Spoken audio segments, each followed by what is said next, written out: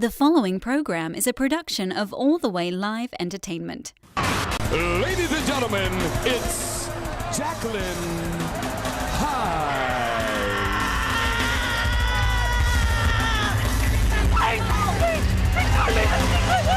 Only a select few of you can receive this transmission. I will master the game of life and lead the way. What in the world? Join the ride with Jacklyn Hyde. You know, and we all have our 15 minutes of fame, and I'd like to take a couple of my 15 minutes to talk about the rights and the wrongs in the world of professional wrestling. And it is for the WWE Championship. This match is for the ECW World Heavyweight Championship. The World Heavyweight Championship. The match and new NWA Heavyweight Champion. We appreciate you guys coming out and taking your time to support women's wrestling in America. This match is for the AWA World Heavyweight Wrestling Championship. Welcome to the rights and wrongs of pro wrestling host. Welcome to another great interview that we have featuring a WoW, but I guess we call them superheroes now. I was about to say superstar, but I guess that's more of a WWE thing. So another WoW superhero, or former WoW superhero, Jacklyn Hyde, will be on the show. And we're going to talk to her about all things that she went through as a superhero on the WoW roster. Before we go into doing that, I have to say, for those who have not done so, go hit us up on Facebook. Find the Women's Pro Wrestling Network, all one word, and join the fans that have begun to support us thus far. You'll be able to keep up with all the things that we have happening, all the posts, the news as it relates to women's wrestling on various fronts, whether that be WWE, Impact Wrestling, and the independent circuit. We try to stick our 2 cents in for those things, so you definitely want to go on there and just like the page or follow the page at very least. If you haven't done so on Twitter, go on to WPN Wrestling on Twitter. Same thing on Instagram, WPN Wrestling, and give us some support there, because you know the more support that this entity that we do gets, the more that we're able to give back. We're able to keep the shows for free. We're able to give you more content. We're able to give you matches, interviews, kind of the docu-series that we have with the series called Introducing.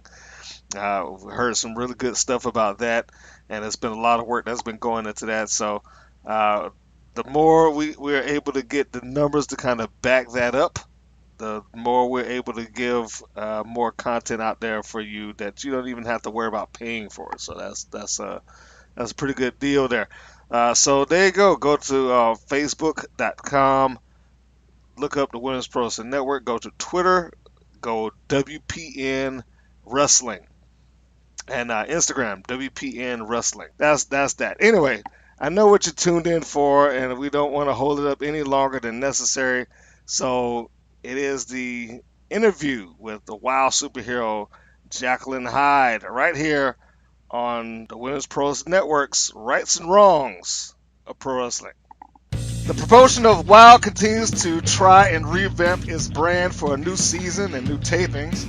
In the meanwhile, in podcast land, the Women's Pro Wrestling Network is providing you the information about WoW that you can't hear anywhere else, with exclusive interviews that have given up more information and knowledge about WoW than any other source in, I would say, the last decade. Pat on the back for me.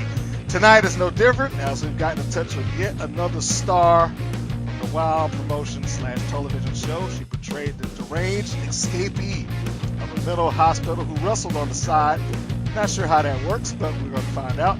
My guest on the show is Vanya, I hope I'm going to pronounce his last name correctly, Marinkovic. Is that Vanya Marinkovic? There we go. Thank you. Yes. But better known to me and the world as Jacklyn Hyde. Woo! That's right. Cue the applause and all that good stuff. Vanya, how are you?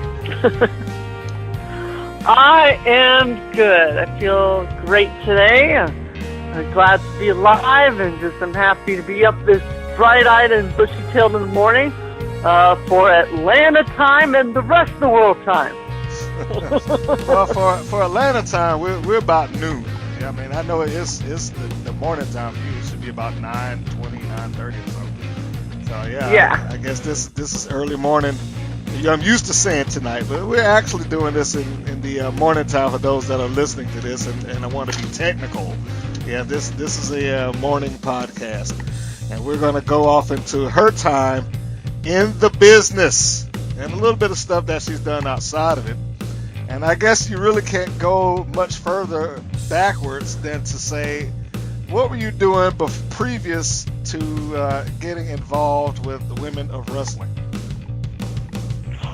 Okay, wow, that's loaded. That's a loaded question. Well, we'll say directly before. How about that? You want to minimize that a little bit? All right. I've been as a full-time type gig working with autistic people. Woo! Okay. In the San Fernando Valley. But I've been doing things like, as far as maybe in a sense, prepping for something like WOW. Well, guess what? I was almost religiously watching WCW and WWF, then WWF. Me and my roommates, we would get a lot of anger out watching it. We loved Stone Cold Steve Austin. We hated The Rock. Loved Mankind, Undertaker. I know at the time Rock was kind of new on the scene. He was so cocky. We would crazy boo him, and But so I think just the love of it helped me because I loved it so much, and it. As a kid, I didn't love it that much, but I just loved it as a younger adult. And then I've been training in judo, a little bit of karate, but, I've been doing some short films and a couple appearances here and there. I was, at that time, getting to be a vocal, training vocally, and so a few appearances with singing. But so here and there, I had a lot of different angles in the entertainment industry, not necessarily all lucrative, but hey, it's not all about money, I know. But there were definitely a lot of different brackets of the industry, whether it was singing or learning to do some stage fighting, so all around. And then autistic people were violent, so kind of helped to doubly learn how to protect yourself. Ooh, so I could call them violent? Well, it's actually it's okay. It's actually interesting because a coworker of mine has an autistic child, and I should say she's a host on a local television show that happens to air at my station, and she actually got involved in MMA because of that. That is the absolute truth. Because her child at this point, I mean, even though he's grown, he won't behave that way on all occasions, as I'm sure that you would know. And because certain things may set him off, she needed to be able to restrain. But now that's using like a portion of the MMA that she does. I mean, it's not like she goes off and beat him up. So let me clarify for people that's out there. Don't get the wrong impression. That is not what she does. She just needed to be, because he's a much bigger guy, she needed to be able to restrain him in those situations. But because that was her route into MMA, she now has become like an outlet for her. But that was the initial beginning of it, learning the grappling and how to kind of control and subdue the body. Yeah, I hear that. And absolutely, a lot of people don't know much about autism. There's different levels. There's Asperger's. But we worked with kind of higher functioning adults, but some were lower functioning, but some of them tend to be very violent. But my roommate and I that loved wrestling worked with one very wonderful woman that was actually very artistic. And I think she actually helped me with my writing. So I had mentioned that I loved, I think above everything, though I may be operatically inclined and I'm tough and I've had fighting experience, really, and I love comedy and satire. Really at the base of my heart is I'm a writer, and having lived with this autistic woman before WOW started, I think she really, really inspired me to write. Okay. So forget about being held up by 2 LAPD squad cars because her and another autistic woman decided to beat each other up in North Hollywood. You know, outside of some of the altercations, I really honed in on my craft. So, yeah, but this is what I was doing before WOW. You know, a little bit of everything, working, and some entertainment industry stuff. Okay, so if we can rope your on-screen character into this, you were a Jacklyn of all trades. Yes, That, that's a perfect analogy. That's a poor pun, but I can't really say Jack of all trades in this case. So we'll just go with Jacklyn. Yeah, I know it's a bad joke. Sorry, so, anybody that's listening, sorry about that. I'm not known for doing horrible jokes, but anyway, coming off of that, being a writer, being a stunt fighter, doing comedy and stage fighting and so on and so forth. I mean, just really doing everything in the entertainment spectrum. How did those things, or maybe it didn't, but how did you bridge yourself over into WOW, doing what you're doing? I mean, because really being in the medical field, which doesn't sound like what you were, that doesn't sound like that would really lead you into television wrestling. Okay. Well, and that wasn't, it was more the social services, human services, because we were caregivers. Okay. So the autistic individuals we worked with didn't necessarily have urgent medical needs. It was a transition from psych ward for some of them. Ooh, that was not politically correct. Some of them had been in transitional medical facility homes, and then some originally were, in a state, but then the state of California transitioned them into homes, into their own individual home, and then that's where me and my roommate came in to take care of one lady. But as far as, I understand what you're saying, that this isn't, as far as, say, something like WOW Women of Wrestling, I've been, over time in LA, I got to LA a little after the LA riots, unfortunately, but people got there, right? Yeah. Either they live there or you have to get there sometime, and tragedy happens. And my dad lived close to where that was, but then after I lived with him for a while, I moved to the Valley. But when I first got to LA, I signed up for some of the extras casting agencies, but I had higher hopes than just background acting. So I solicited agents, but as far the big tool that I found that helped actors before internet was the Backstage West. And I think I might have ultimately saw an ad in there for WOW Women of Wrestling call. Originally, I sent my headshot. Can you believe that? Just U.S. postal mail. Uh-oh, that was a Freudian slip. Sorry. You mean you didn't, no email, you got to explain, email wasn't a big thing there, kids. Sorry. Yeah. Every once in a while I even have to explain to my own that, daddy didn't have the benefit of email his entire life. It didn't exist. Yeah. How old are you? You got some kids? I do have some kids. Boy, girl? I have a boy and a girl. That's correct. Nice. See? Wow, I had a good guess. Jacklyn's not psychic. I won't stroke my back. But, I just submitted it via the mail, and then the open call was announced. And I really went all out. I wore, I know Riot, or technically she called me out on it. I showed up in a bra.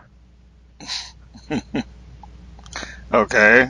And I know that's kind of weird for someone like that got cast in my crazy character, but it was a camouflage, like Army so it kind of looked like one but didn't, if you know what I mean. Uh-huh. So, and then on my chest, I might have written something. You know how some wrestlers write stuff on their head or their chest, and Yeah. it was like crazy things, like something crazy. And then I had shorts on, and then I came in with a kind of crazy attitude. So it was a big open call, and some of the girls that I know became WoW wrestlers were definitely there. Some of them didn't come back. So I guess they said at the beginning we were weeded out of thousands of girls. So, Okay. All right. yeah. So you. And I didn't have the gymnastics. Oh, I'm sorry, I didn't have gymnastics background, but I got, the girls encouraged me to train up. So you got it. So yeah. you essentially came in with the crazy character on your own. It wasn't something that they just say, okay, who do we think you can play? Let's give you the crazy woman. You kind of came with a prototype of that when you auditioned. I think so. I really, really do. Okay. So Yeah. now, did they build off of what you presented and say, all right, we got to find something that will work, and then Jacklyn Hyde was born, or how did Jacklyn Hyde come about? Oh, okay. Yeah, I think it was built slowly. I did come in with that sort of crazy character. I really liked the superstar Mankind and Undertaker because they were out there, and I'm definitely known to be out there.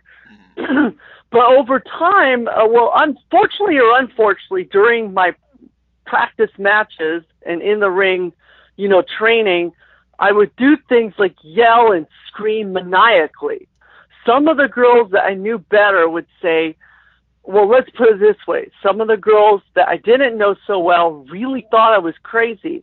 But the ones I knew a little better, Caliente, Juande, Cher, some of them that knew me a little better, maybe Famisha too, they knew I wasn't crazy. They're like, yeah, some of the girls think you're nuts, but we know it's just an act, or I know it's an act, but I would scream maniacally because I think I was so closed up, bottled up emotionally at the time in my life that I wasn't able to do a lot of talking from the heart.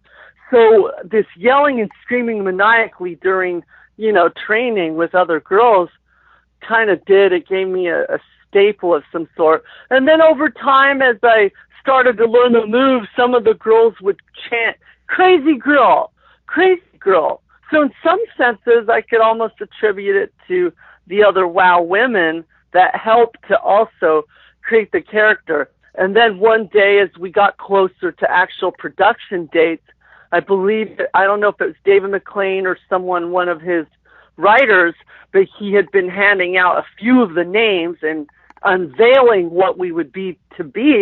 And that's when he announced one of the days to us. He said, Vanya is Jacklyn Hyde. And so that's, I'm not 100% sure, though, if it was him or one of his writer, which unfortunately I've forgotten. I don't have the names, and that's kind of slap on my wrist because it's all right. It happens. We'll just attribute that to one of the workers. We'll say one of the backstage workers that kind of helped put this together. But now Jacklyn Hyde also had a little bit of a presentation. She had a package that she kind of came out there, gimmicks, if you will, and as they refer to it in the wrestling industry. Came out with a doll, came out with a doctor and a nurse. Now, whose idea was it? And well, I guess first I need to establish who they were for those that didn't get the chance to watch WoW.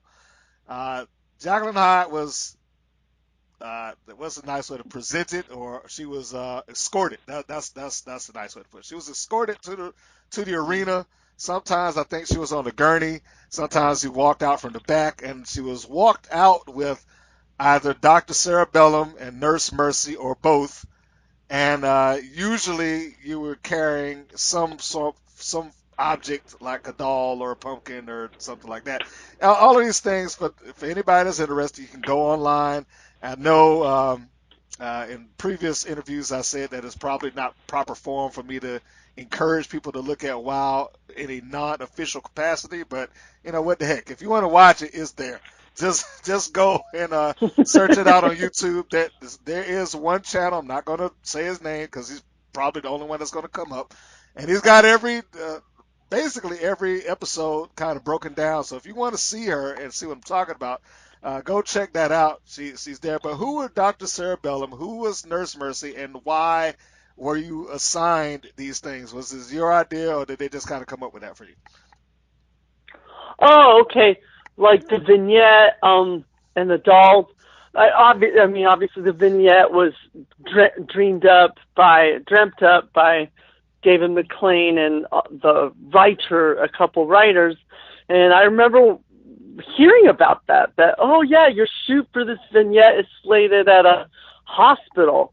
And it was a hospital in North Hollywood somewhere, but no longer a hospital. Mm-hmm. But boy, it was just exciting during the shoot, and just when he unveiled it and we saw it with the girls, I remember he was cussing in happiness. Ooh, I don't know if I should say that, but like that's, I don't know if I'm allowed. Effing great. That's effing great. He was repeating after, and so that was really awesome. But as far as the doll coming in, I'm not 100%. I think that I might have been the one to initiate it because they didn't know that I have this massive doll collection. They didn't know that. So and I know of one time I brought a mannequin head in, and that was with Hammer and Heather Steele. And so they didn't know I had all these crazy things. As far as the doctors escorting me, I'm sure that was their, since it was part of the gimmick, that they came up with that. I like Sarah Bellum. That was a very nice woman. She's the wife of one of the backers. I don't know if that's politically correct to say, but she was very, very nice. I used to know her name, so I've remembered some of the names. Well, in fairness, for anybody that's going to be like, oh, she don't remember, look, this was over 15 years ago now. So I mean, yeah, cut us some slack. Yeah, I know. Go ahead. Exactly. Yeah, and I think it's somewhere on my notes, like actually a few days ago, I had to do some spring cleaning, and I've got the WoW contract, I've got other, just stuff from a little bit of paraphernalia, I guess, that I sifted through. But I lost a poster in Alaska of all the girls on our WoW poster that autographed it. And I felt so bad that I lost it. When I left Alaska for Texas, I lost it. Before I went to Tucson, I stayed in Texas for a year and a half and just did some, stuff. But yeah, my WoW poster. Okay, I'm going to get that over with. Yeah, okay. That's heartbreaking. I mean, I know that's memories for you, but even if you didn't want to keep it, imagine the going rate on that. Some fan out there would probably kill to have that a signed poster from all the wild girls and whatnot. I mean, that would it was all of us. Yeah. Oh. Yeah. Yeah. So, maybe I'll find it one day. Maybe it's still in there underneath some packing material. You never know. You might happen upon it. Maybe.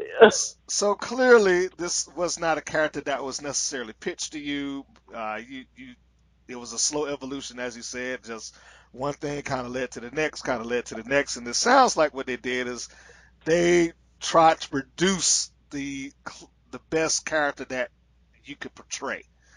And okay, that's fine. But did they also say, all right, along with this character, here's my idea, and we have a storyline or an angle that we would like to see you do?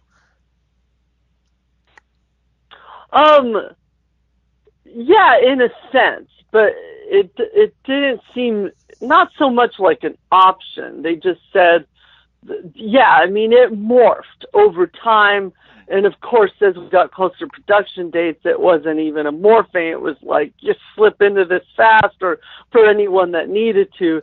But, yeah, at first it was like, just roll with the crazy girl. And like I said, in some ways, I feel like I should be thankful to the girls. They helped to christen it as Crazy Girl. I guess for a while I might have even entertained in my head that I'm going to be called the Crazy Girl, which, you know, it's not a bad thing. I guess it has an edge. But then when I heard, you know, when he unveiled that specifically, hey, I like it. And I think, I don't remember who, but someone might have expressed, oh, I shouldn't say bitterness, but kind of like, oh, Vanya got a built-in famous one, because obviously that derives of Jacklyn, Dr. Jekyll and Mr. Hyde. It derives of an already famous fictional historical figure. Yeah. And hey, I wear it well.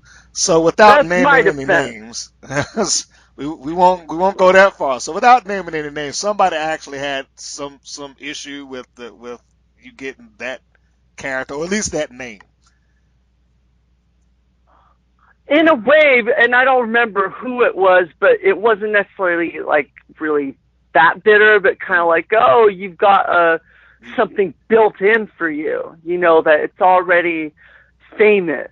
Yeah. So, and it was such an aside that I don't remember who, or it might have been more than one comment. It might have actually been a wrestling fan as well, because in the beginning we did have sort of a wrestling website that we could respond to or talk to people with. And that was all new territory, obviously, for us then. But yeah, a few people commented that, yeah, you got a built-in famous name, or how convenient, something to that effect. But I don't see it that way, because I think that I lived the part. I really did live the part, fortunately or unfortunately. Well, I guess that's all in how you look at it. So, but now, did the writers or the booker, however Wow referred to them, did they present you with, hey, all right, this is where we're going with Jacklyn Hyde, this is what we're going to do, we're going to start you here and we're going to end with this, or no storylines presented to you for Jacklyn Hyde and where she was going to go? And in a sense, there were many ones. They were more abstract, like, I think, I remember for the pay-per-view that I was to get very angry with Randy Rara. But, it was before that. So the match right before with Becky, the farmer's daughter. So there were some angles where they told me my emotion, that I was upset there. It wasn't necessarily all scripted, because I gave myself dialogue a few times where I knew I was going to say something, you know. And I don't know, I think back in the day that would have been a faux pas. There's no script, man. I wanted to just beat the bleep out of people. You're but fine. I remember being very okay. I was angry. I was definitely instructed to be angry with Randy Rara, and it had to do with Becky, the farmer's daughter, because as you know, they're both cheerleaders, and I say at the time I definitely had attitude against cheerleaders. Now you talking about Patty Pep, or are you talking about Becky? Because I know Pep was the cheerleader. Oh, well, yeah, she's a farmer. Yeah, farmer girl. Okay, yeah, it might have been Patty Pep that was in cahoots with Randy Rara. Yeah, Look at that brain trying to say Becky, the farmer's daughter's a cheerleader. Well, that's not so Freudian, because I unfortunately, I wasn't too keen on Becky. I know she's probably a lovely woman now, and I think I had some maybe inner deep jealousy at that character for some reason. But it might have been her amazing gymnastics, but a lot of the women were amazing. Amazing. Well, I didn't have the gymnastics background they did. But yeah, I know after Patty pizzazz, because she beat Patty Pep to Patty Pizzazz. Yeah. That when I beat her, woo! And then Randy Rara had the nerve to come up, and I got really upset, and I think I reverted, shockingly. Like, I looked at my body language at the end of the Patty Pizzazz match, and I'm a little scared. I used to be scared. My body language turned into the autistic woman that I worked with at the time. And I just wonder what the hell was going on. And I don't know if I wouldn't say it's Randy Rara's fault, but something happened. I took on the persona of my autistic lady at the end of that match. But that definitely wasn't. What? I say you took a switch, but that was the character. You switched in and out. Yeah. I switched in and out. Exactly. But now I did make sure that within my notes that we're going to go over the episodes and the matches that you appeared in and your opponent and all that stuff. Now, I'm not going to go into super detail, but just again for those listening, we're going to go over the wins and losses and the storyline that seemed to be in place on the outside looking in. I'm sure you can correct me if I'm wrong once we go into that little section of it. But one thing I did want to make sure I brought up, because I went back and I watched all of the matches that I wrote down. And it felt to me a little bit like Jacklyn Hyde was a bit of Teflon because of the crazy personality, that the wins and losses didn't seem to make that much of a difference as it related to her. Because even when the loss happened, Jacklyn would do something that kind of negated it. That makes sense? Yes. I mean, whereas great, yeah. Yeah, whereas you might have, say, I just pull a name like a Terry Gold. For that character, the loss mattered because she was positioned on top. Apparently, she was the champion. So when it was lost, it was a big deal. Like, oh my God, Terry Gold lost. But with Jacklyn Hyde, she could lose, and again, we go over it in a little bit. Sometimes the loss was, I don't know if you would call it a mercy killing from the referee, but it was almost like, I don't know what to do here. Are you giving up or not? Because there is one episode where Jacqueline's locked into submission and she's like, yes, no, yeah, I'm giving up. No, I'm not. So things like that kind of just negated the loss because the referee turns around like, okay, whatever. I'm calling the bell. You gave up. I don't care what you say. Yeah, I remember that, and you're absolutely right about that. So I'm not off the mark. It was no, not at all. Okay. Not at all. Yeah, because I remember doing stuff like you're saying to negate it, like, whether afterwards hitting someone or putting on a scene. I think I did a Vulcan mind meld with someone after. Oh no, I'd won on that, but.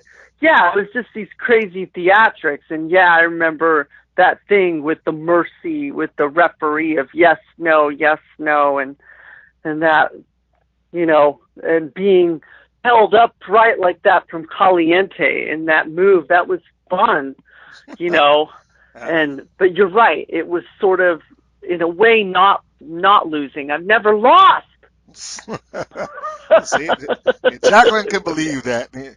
Now, there is one thing, because WoW gets a lot of criticism for the over-the-top characters and kind of cartoon environment that it presented. And, the occupations that people had that they would turn around and start wrestling. Like, I think I asked, how do you get a release from prison to go wrestle on Saturday nights? But I guess the same would apply to Jacklyn Hyde. How does one get a release to wrestle on the weekends from the sanitarium? Yeah, I mean, I know I had a vignette that was recently released with me and David and I, where, so yeah, and it had been explained before that that I was lucky to be taken out of sanitarium to come and wrestle. And as long as I was on my best behavior and escorted by a nurse or doctor or both, that I would be all right to wrestle, because it looked like one time or during that recently added vignette that David McLean had escorted me out, and that one I have to probably revisit because I haven't seen that vignette as much. Well, it's not so much a vignette, but this weird little interview with David McLean as after I left the hospital getting ready for a match. But yeah, I mean, it was basically as long as I'm on my best behavior, and I was allowed to wrestle. Okay, that would have made a lot more sense if I had heard that. If somewhere, I mean, I do remember him saying something along the lines like, I signed a release for it, or something like that. But the way you just explained it there, I mean, like, okay, I was like, well, as long as I'm on my best behavior and I have the accompaniment of a doctor or a nurse or both, and this, that, and the other, it's like that. It's about as plausible in an implausible world as he could possibly be. That makes sense.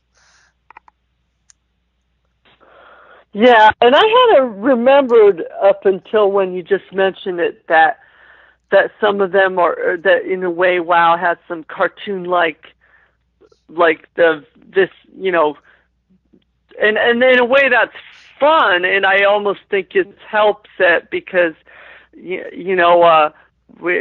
actually the show was really high on the Nielsen ratings at the time, and then I don't know that I'll go off in other uncharted territory to say what happened of its pulling down. I'm sure you've already heard some of the elements and mystery there.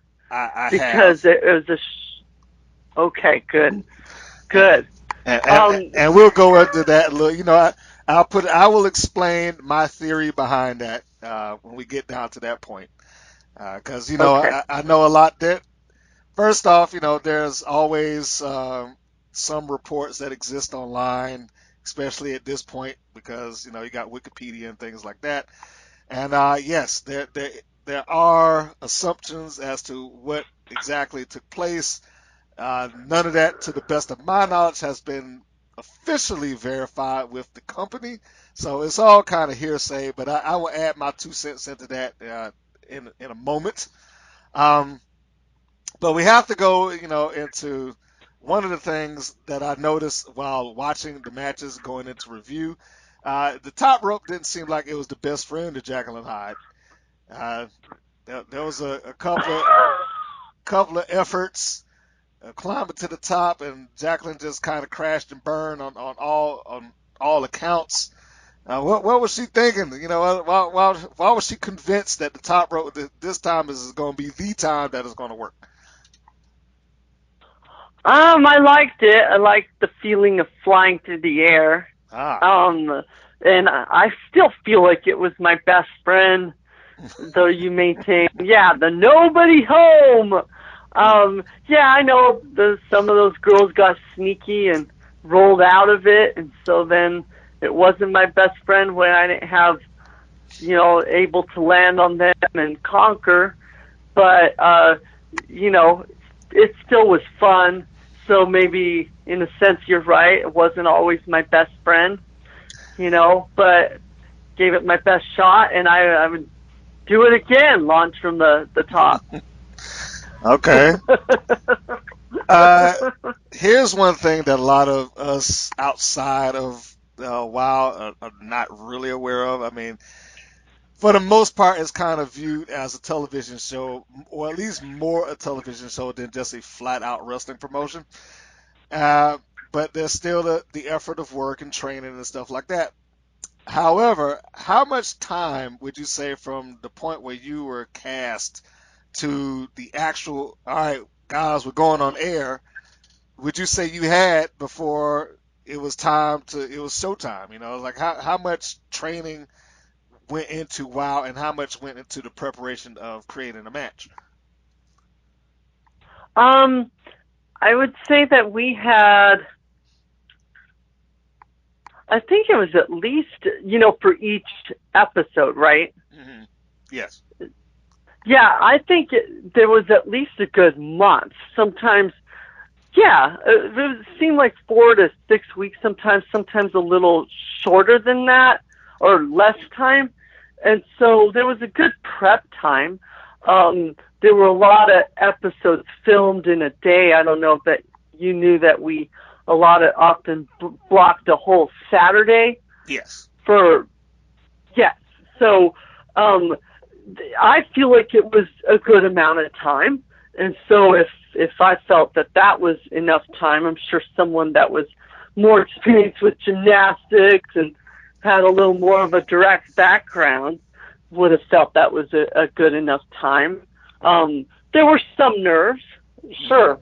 I remember experiencing some type of nervousness and nerves, but I think it was a good amount of time. I would say probably at least a few weeks, knowing what to do. And obviously some people had a lot of dialogue, or some dialogue, but like I mentioned a little while ago, I decided to throw some in for myself here and there.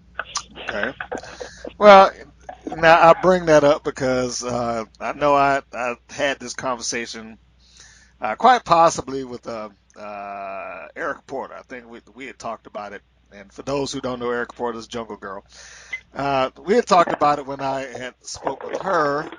And a quick plug for me, if you hadn't heard that interview, go into the archives either on Podbean, search out WPN, and you can find that MP3. Or you can go to YouTube and you can search it out there. But it's a good interview, and we talked about some of the intricacies, if you will, behind that. And one of the things that she kind of relayed to me is that when she crossed over into doing the independent wrestling scene for the time that she did it, she had the benefit of perspective on both sides of the fence now, and kind of felt like WoW prepared her physically and gave her, the starting ground for, okay, this is what you do, this is how you take a bump, this, so on and so forth. But she wasn't really taught the hows, the why. Like, why are you doing this? How do you sell? Am I supposed to keep holding my arm for a lengthy period of time? I was like, he's hurt, things like the psychology necessarily behind it.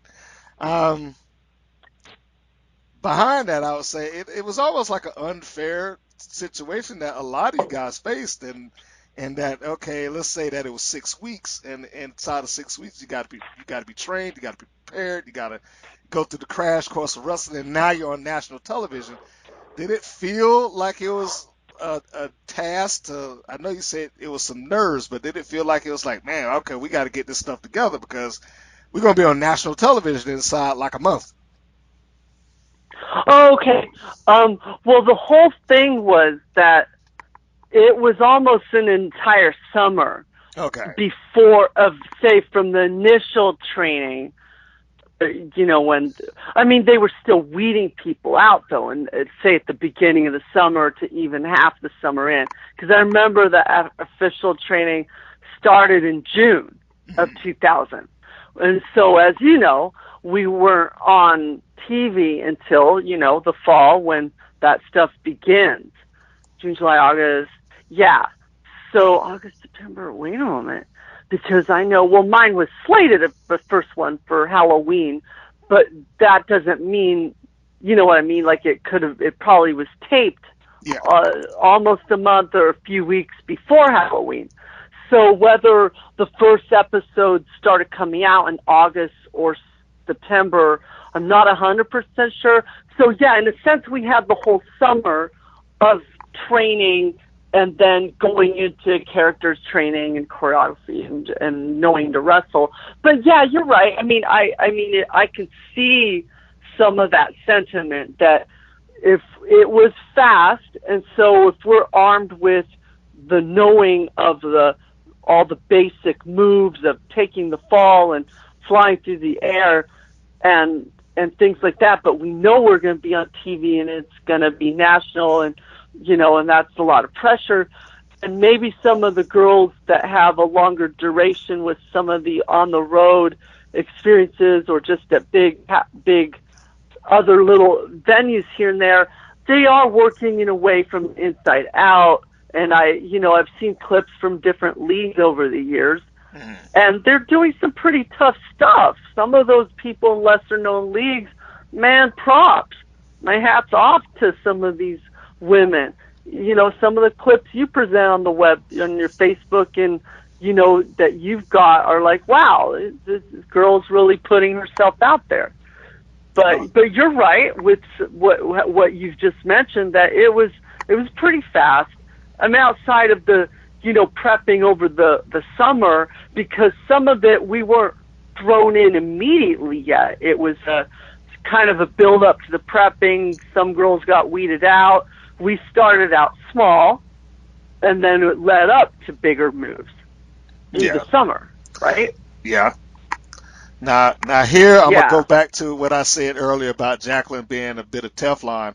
Here's another point where I feel like there was an advantage with the Jacklyn Hyde persona that most of the other girls did not. Again, portraying the role of being out of your mind presented a character where you didn't have to be technically sound. You could literally walk into the ring, scream, punch, and kick, and it would be believable because this woman's crazy. She's not supposed to be a technician. She's not supposed to be smooth, So again, there's like, I know you say, well, some people were gifted and really good in gymnastics going in and had a certain amount of athletic background. You pointed to Becky the Farmer's Daughter specifically. And yes, she was very good at it, but in that kind of character, you almost have to be, because if she didn't have that, then what value does the Farmer's Daughter carry? Whereas Jacklyn Hyde You're right. was essentially just off the rails and didn't have to. Yeah. I see what you mean, because if I know some of my wrestling moves were better than others, and I cringe at one. Maybe I shouldn't name the one that I cringe at, of one of my wrestling moves that really, if I look at it now, I think even now, as long as I got back into that type of wrestling, that wrestling, got back into it, I think I could actually execute the Jacklyn splitter better now than I did then. And I cringe seeing my Jacklyn splitter, which is sort of a renamed Diamond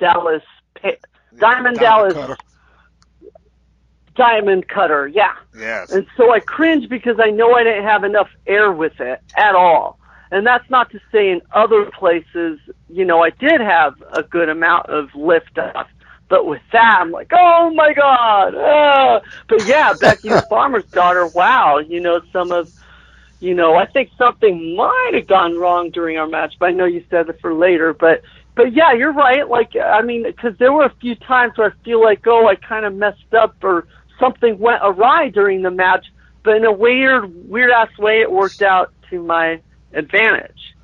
Yeah, and you also dealing with the benefit of a taped environment. So I mean, I would imagine that if it was too drastic a mess up, it wasn't going to make air.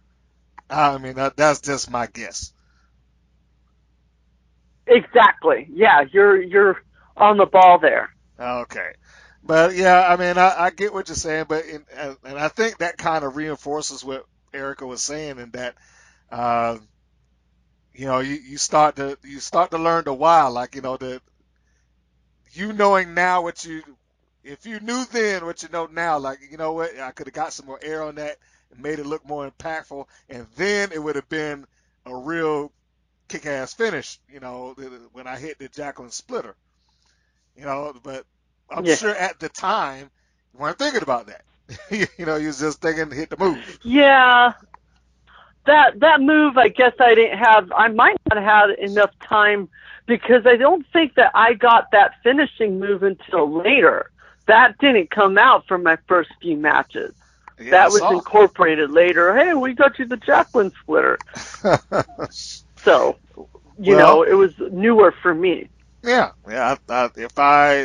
Let me look at my notes here. I don't think that that started to appear until gosh, wow, looks like the last two episodes, the last two appearances when the Jacqueline Splitter came out. So Yeah, yeah, you he didn't got have good much with notes. it at all. Yeah, he didn't have a lot of time with it to really grow with it. You got good notes. I try. You've seen my Facebook, a cheap plug for me. You've seen my Facebook page, Women's Pro Wrestling Network, and I try my best to be as thorough as I can. And we're going to go through the appearances of Jacklyn Hyde, just briefly, and I'm not going to go, just tell me what you kind of remember about it if I strike something up.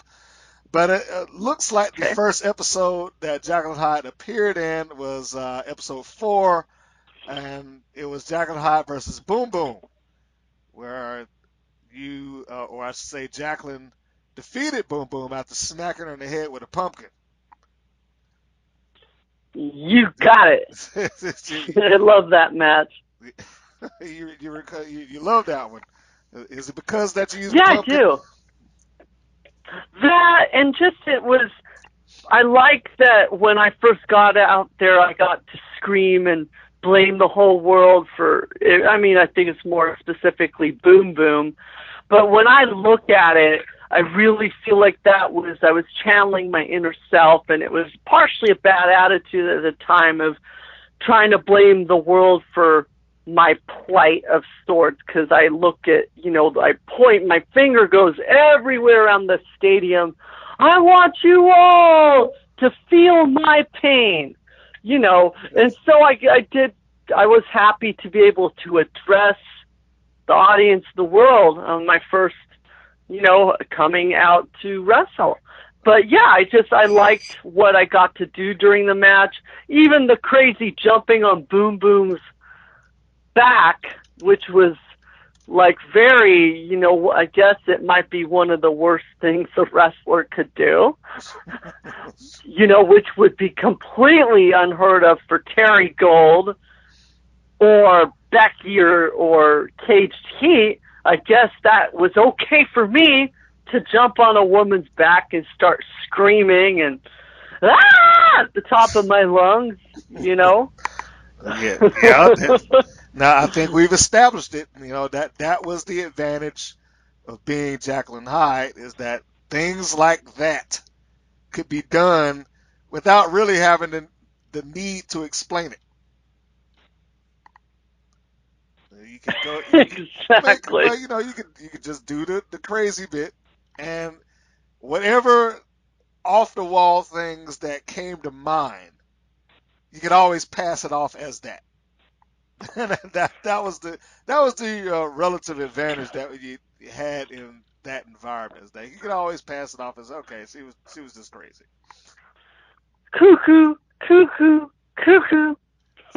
So in that one we had Jacklyn, and she wins the first match using a foreign object, using the pumpkin, the smack her opponent in the head. We also had, if I remember correctly, I think you came out a little bit different than what you would come out later on. The entrance with the first show was that you were brought out on the gurney, opposed to walking. Yes. Now, okay, so why did that not continue? Was it like, okay, look, I don't want to do the walk? Was there anything behind that, or was it just, let's try something else? Yeah, I don't know that they formally said we're going to try something else, because I think that the first time that was more of an unveiling, because obviously that's the first time the vignette's going to come up. And the vignette came up every time with me, but since that was my first time in my introduction as the character, I feel like I don't think they necessarily have the time or the wherewithal to do it every single time. And maybe they even realized it'd be better for me after that. It was more effective to do it one time. Now, they didn't convey this to me, this is just my now after sight that, as you know, since I've done a little production myself over the years and writing, that I don't think it would have been effective to do it every time. It would have dumbed it down, because that for the first time, that was brilliant. You know, maybe I was brought out as a broken woman, and it's symbolic that over time I was less broken. I could start to come out on both my feet. You know? Okay. Yeah, whether it's just a mannequin head or the doll Destiny. And I've got to find Destiny. She's somewhere around here in my boxes, and I got to dig her out. I still have her, and she's still garishly attired with garish makeup. So they didn't provide you that prop. You brought your own props to the thing. You said, hey, I got a doll. I just bring it myself. Exactly. I might have given the heads up that, hey, you know, let me bring this. And I don't know that I did it out of the blue. I probably, you know, for all my social anxiety back then, I give myself a lot of kudos that I still was bold enough to think of things and to be a little bit to take some risks. So I am happy that I still took risks, despite some of my anxiety at the time and not being able to communicate in the real world. I was able to communicate in the crazy world or with autistic people and my crazy friends in my personal life. But with the ladies there were only a handful that I really, really clicked well with. Like I loved Cage Heat, and some of the other heels were pretty cool. And I went jogging with Famisha and Summer, or what was that, Beach Patrol Bobby. I remember me and Beach Bobby and no, it wasn't Famisha. It was I went jogging with. Yeah, we went jogging through the cemetery nearby. Isn't that crazy? Crazy. Well, that fits Jacklyn Hyde's character. And for those that are wondering, like, who's she talking about when she says for Misha, she's talking about Slam Dunk. Yeah. Oh no, his real name. Oh no. And she actually lives nearby me. I think she lives nearby me. Yeah. Oh. Well, I don't think they're gonna track her down over that. At least I hope not. I hope not too. No, I don't think you're gonna get. I apologize to Danny's agency. I think she's with an agent nearby because she lives near Phoenix. Well, you're not Slam Dunk. Well, see, now you give the agency, you can make it easy for people to find it out. So anyway, I don't know. Yeah. We won't go off into that. We'll move on. Second appearance, episode 9, which was Caliente, who we talked about a little bit earlier, and she defeats Jacklyn Hyde by submission, although the submission is unclear because as the referee is checking, because I know for wrestling fans listening to this, it's common for the submission to be kind of displayed in tap out these days. But, of course, for those that didn't know, verbal submission was the thing to do back then, so Jacklyn was being asked by the ref, and she was constantly switching between yes and no. So the referee didn't know what to do, and just by the fourth or fifth switch, he just said, screw it. She gave up. I mean, is that how you recall that? Yeah, I do. I hadn't recalled that at the time, or, you know, after that, it had to be more, I mean, or verbally wouldn't have counted.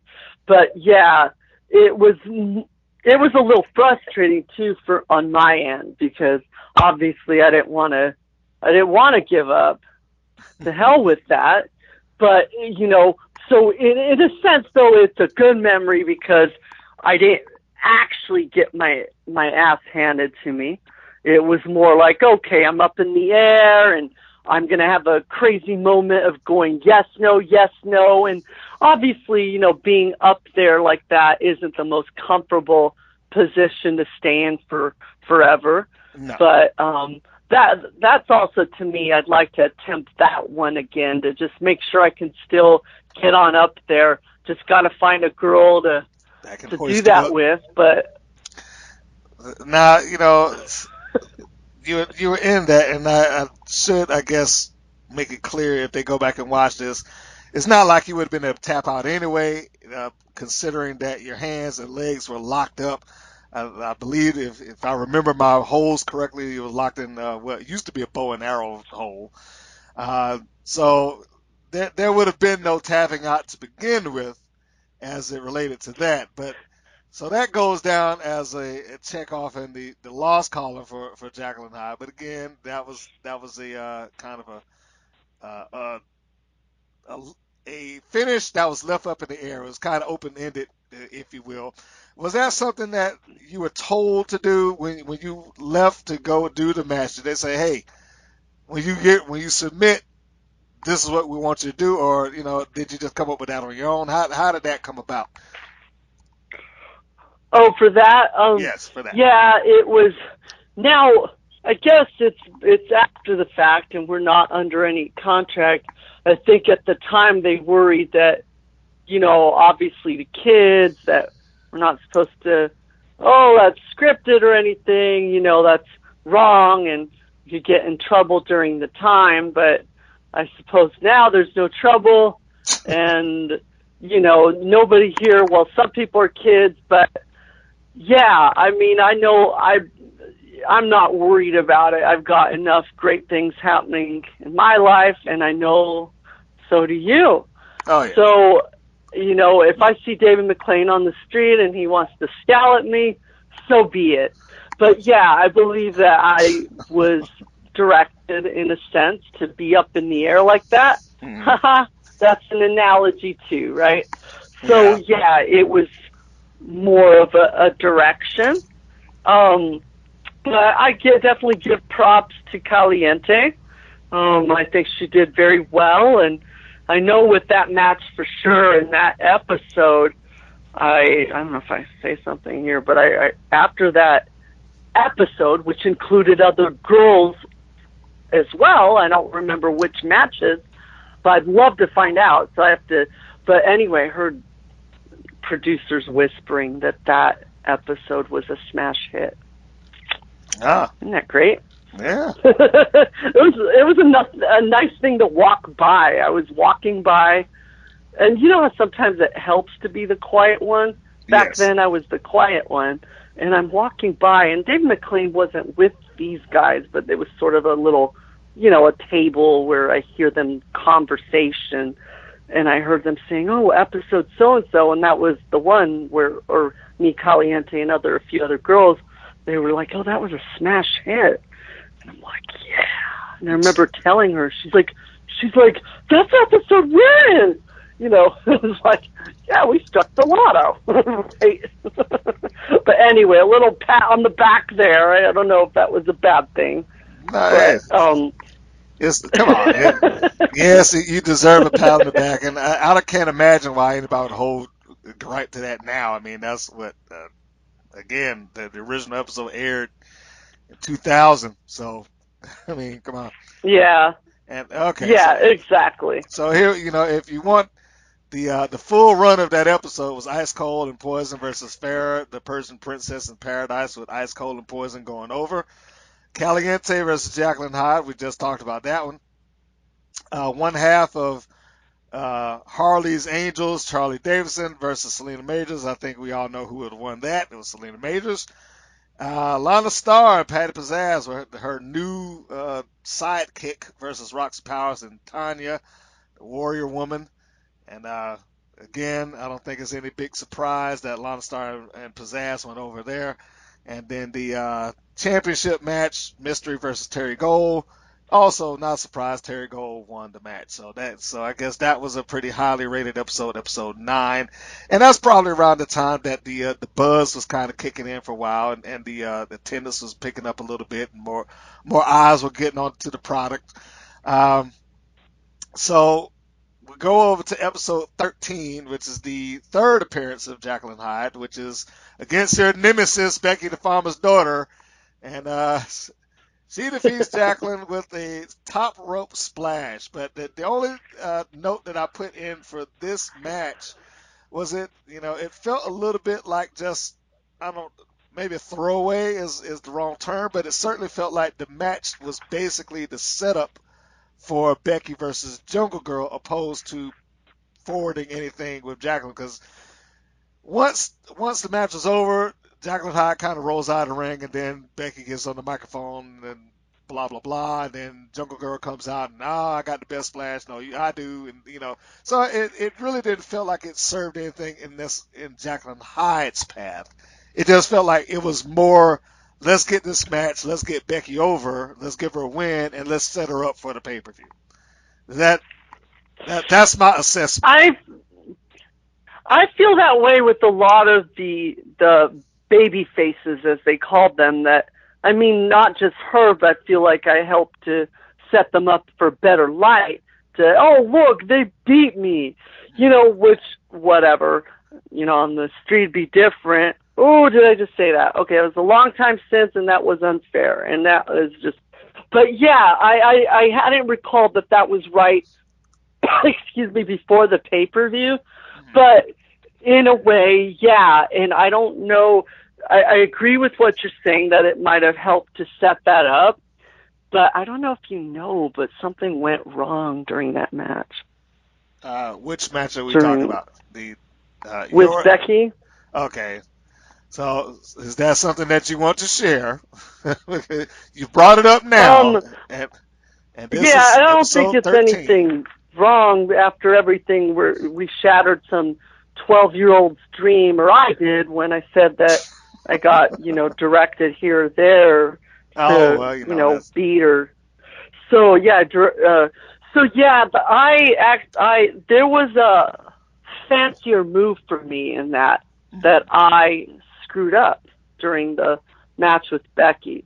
And this was toward the beginning of the match, and actually if you watch it, you'll hear that it wasn't a smooth edit from one of the announcers, that you would actually hear it, like he's like, you hear it because it's not a smooth cut vocally. I don't think that they cut that video editing, it ended up being smooth with video, and I don't remember the name of the move I screwed up, but it was toward the beginning, and it was a major one. For me, without a gymnastics background, that move was something else.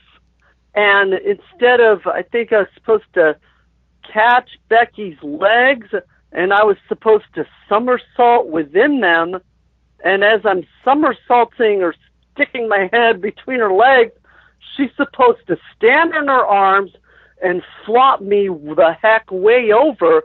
But instead of catching her legs that well and somersaulting through them to be lifted into the air, my butt went down to the ring. Oh. So I don't know that's toward the beginning. I don't know if I pulled a major faux pas saying that, but that it should be noticeable because it's toward the beginning where I end up falling on my butt.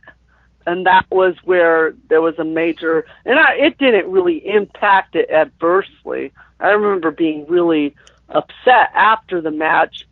But during the match, when I look at it, it might have actually helped me, because I actually was under the firm belief through most of that match. And when I watch it, I can see that. But it actually it added fuel. Like I thought I was going to be fired. I really 100%, like I'm going to get fired right after this match. And when I look at it, there's a crazy look in my eyes. I kind of look like I don't give a... Am I allowed to cuss? Yeah, you can go ahead. Go ahead. I look like... Let it go. Yeah, like I don't give a shit. Like, and then it helped me because I'm sitting there like this crazy look in my eyes, kind of liberated. Maybe I would felt relieved that I was going to possibly get fired. And it helped to actually give me a little bit of freedom of movement.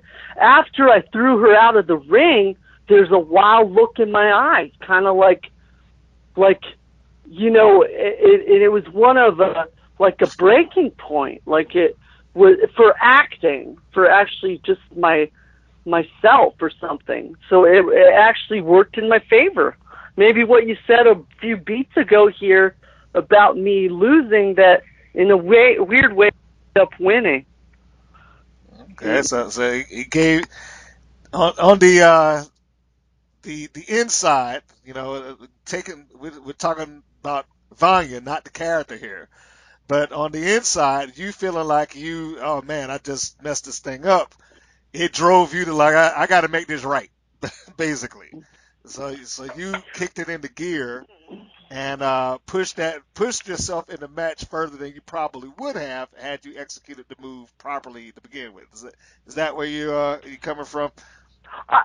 I think psychologically or on a subconscious level, that's what happened without me knowing it.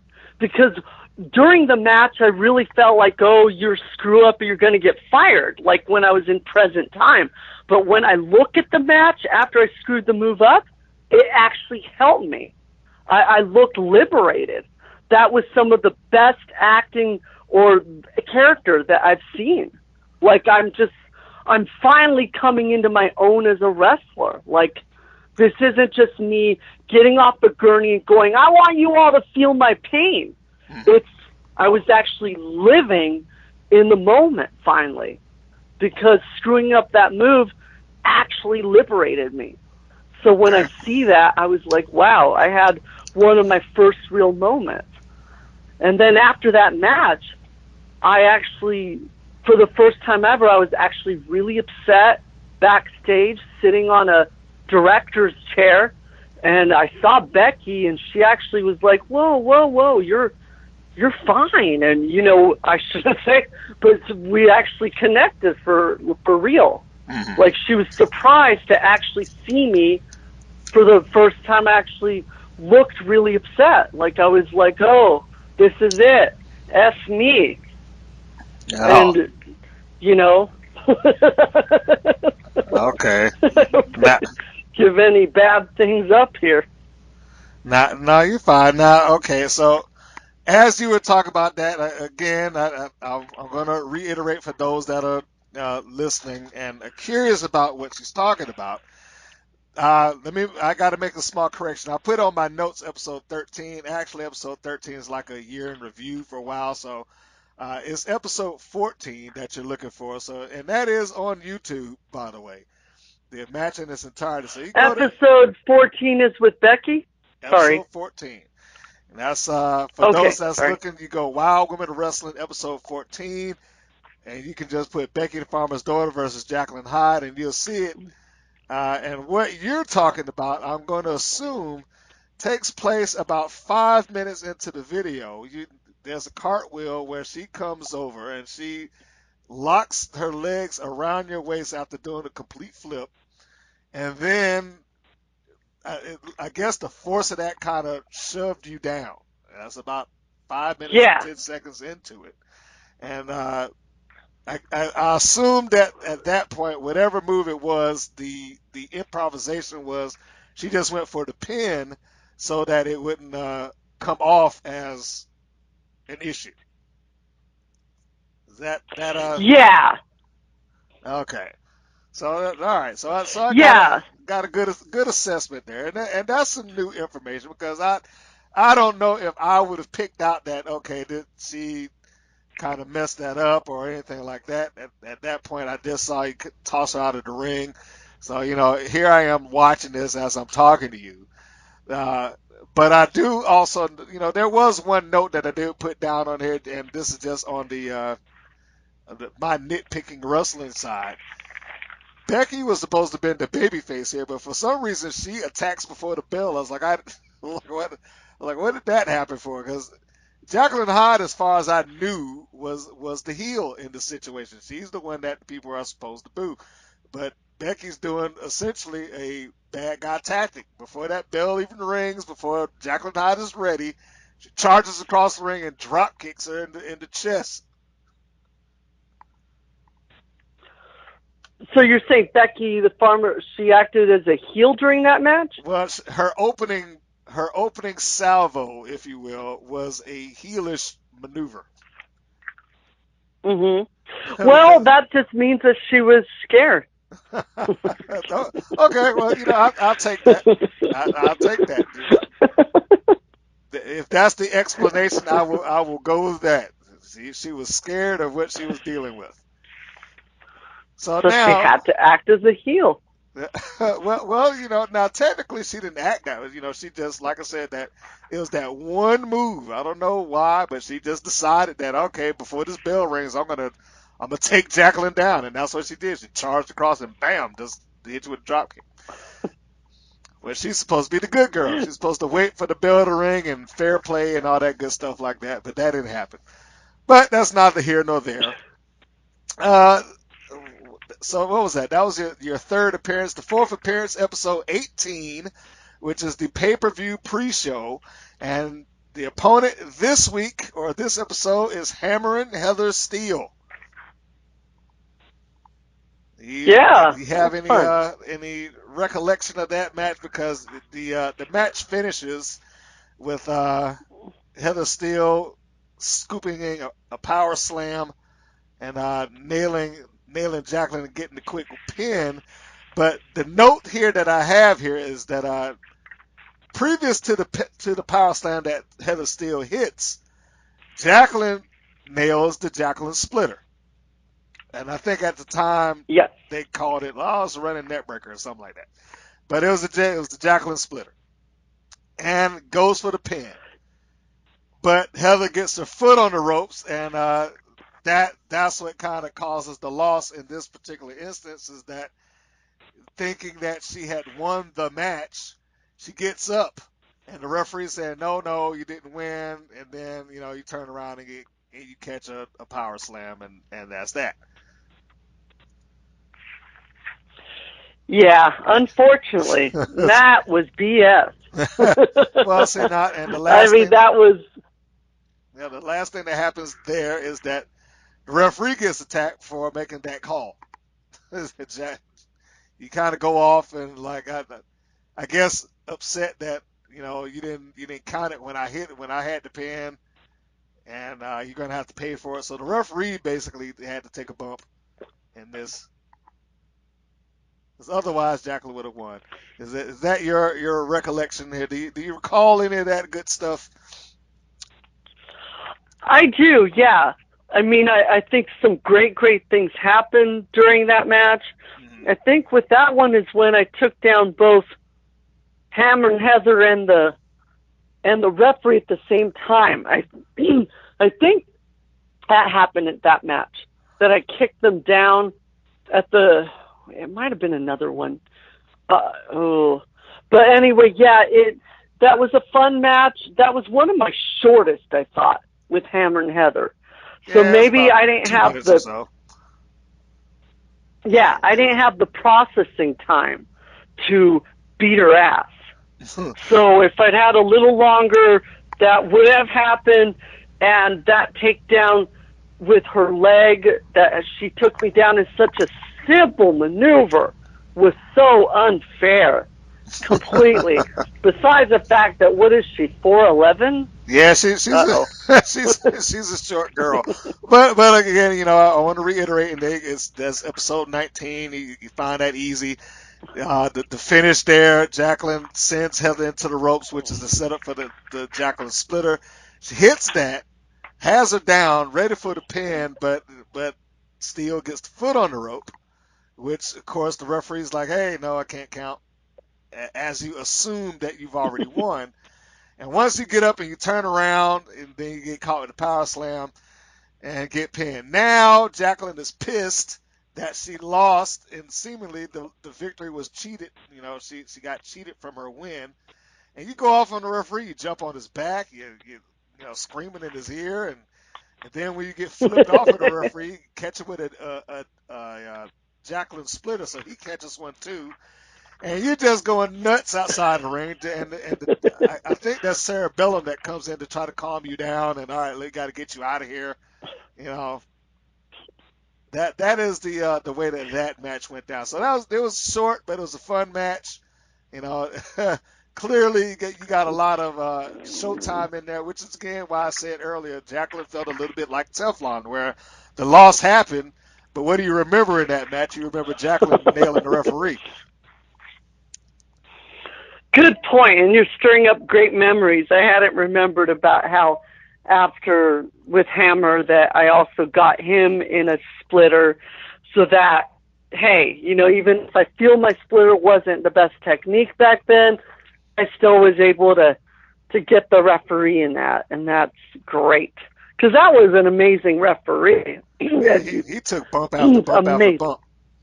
Oh, there's a mythic, well, it wasn't mythic, but there was one time he landed so hard on the cement with his back that everyone was buzzing about it. Like, oh my God, the whole audience, the whole stadium heard his back falling on the cement. It was crazy. That guy was like a human rag doll. Yeah, he did way more than I would ever do. I mean, that's for damn sure.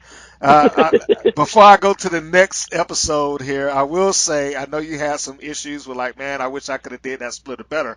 But I will say of the ones that I had seen, the one that you popped the referee with, that was probably the best one that you performed that I saw. So, with the hammering match? Yeah, if you go back at the end of that match where you get off the referee's back and you pop him, you flip over, you grab him behind the neck, and then you just jump up and pop him with it. You go back and check that out. So I think that one, because there was no running start. I know normally the setup for the Jacklyn splitter is, let me toss him in, I'll run off to the ropes, and I'll get a running start, and I'll catch him. But there's no running start with that. It's just a flip over, and I got my arms already in place, and I'm just going to jump back up, and boom. So I think that was probably the best performance of that particular move that you had, if that helps you any.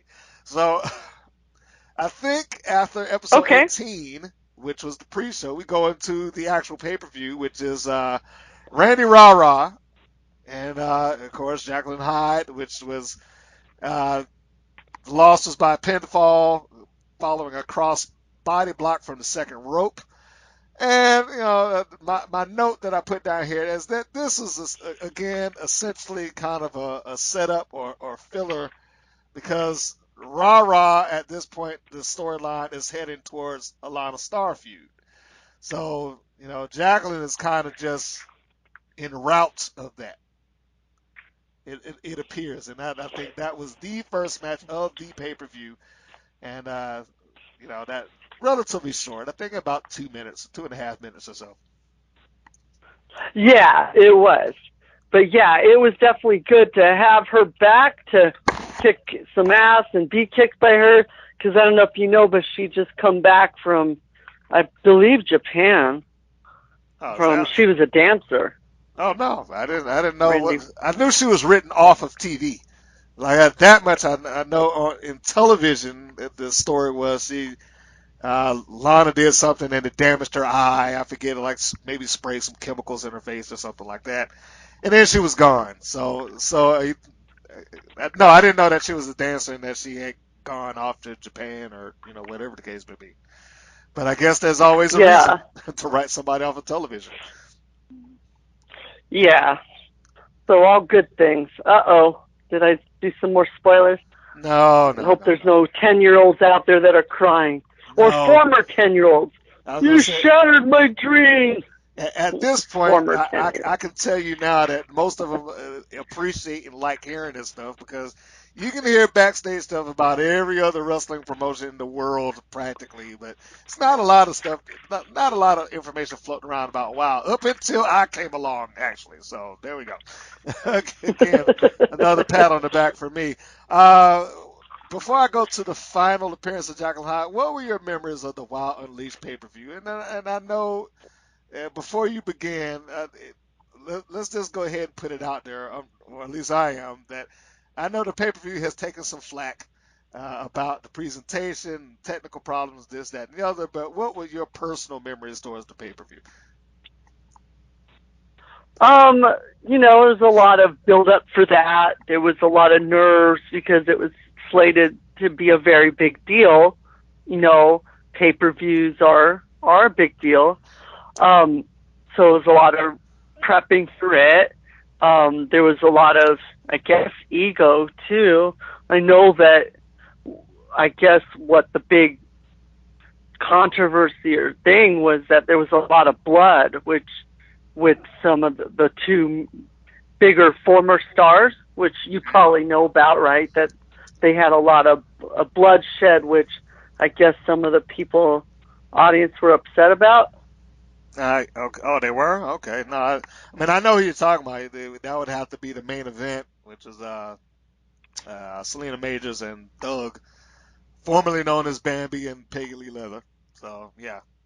Yeah, but I suppose because they didn't want us to look like ECW, and that, that I guess she bled a lot, or Selena incurred an injury, maybe to her face or head, and there was a measure of blood, and Yes. I suppose that was a bad thing too, because of I think there was a few people in the audience upset about it, the amount of blood, and that maybe there was some kids there and stuff, and it rattled maybe some nerves, and I hadn't also seen a lot of that myself. I'd seen some ECW around that time that got that violent and bloody and things, and I suppose that their match took on a life of its own in a sense too. I don't know what their whole deal was, but I know that the fight seemed to go on for longer than we'd anticipated. Like they, seemed to be fighting out on the pavement of the lot and outside of the ring. It took on a life of its own. And so, other than that, I don't know a lot about it. I know some people were upset after the fact. Have you heard more about it than what I'm saying? No, I actually haven't. I mean, I think there were a few criticisms from other, I guess, wrestling journalism sites and fans as far as that show was concerned, and that match in particular. I don't think they necessarily had, at least on the wrestling side, a problem with the blood. I can understand the pay-per-view company having a problem with it because they still trying to present I guess a reasonable product, and their name is attached to it even if as a partner. So I can get that, but I hadn't heard that specifically. The two things that I got out of that, and I was going to ask you about it, and I'm sure this is you probably weren't in the room when this was commissioned or anything like that, but that cage was ridiculously huge.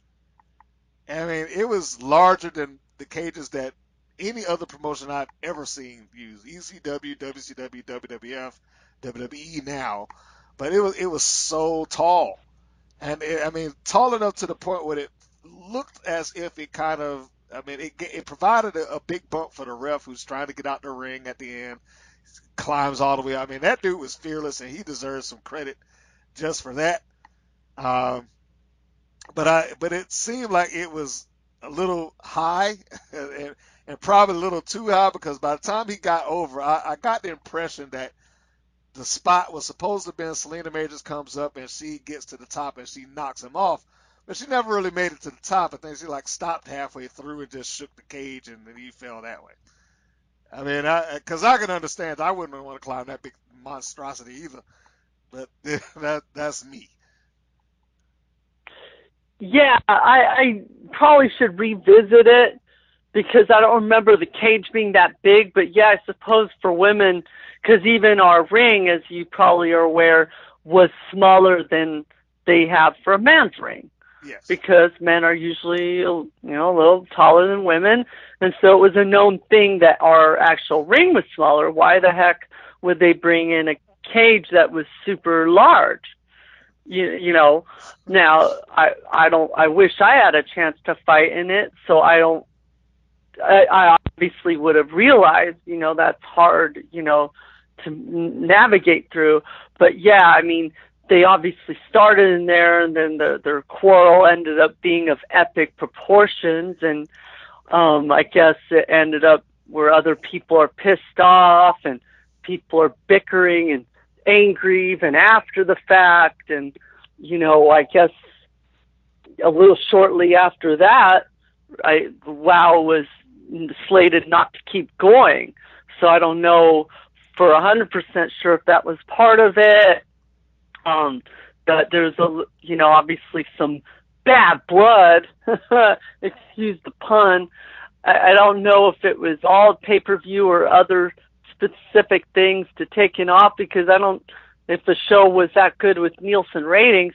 And, I should actually verify that, because I don't know that I've actually, it is probably harder to find Nielsen ratings now for something yay amount of time earlier.